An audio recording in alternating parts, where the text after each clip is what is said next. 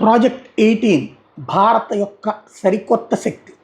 12 ship ఫ్లీట్స్కి ఇవి ఏర్పాటు చేస్తున్నారు.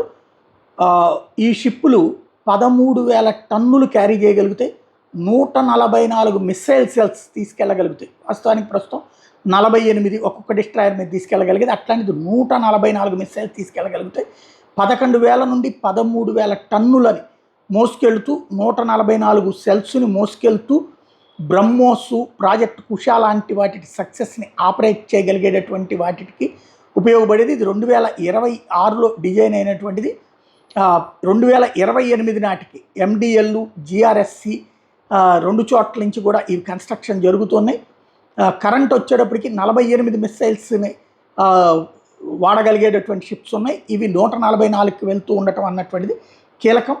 ఈ ప్రాజెక్ట్ సక్సెస్ అయితే ప్రపంచంలో అద్భుతమైనటువంటి సక్సెస్ఫుల్ స్వదేశీ పరిజ్ఞానంతో మనం రికార్డు సృష్టిస్తాం.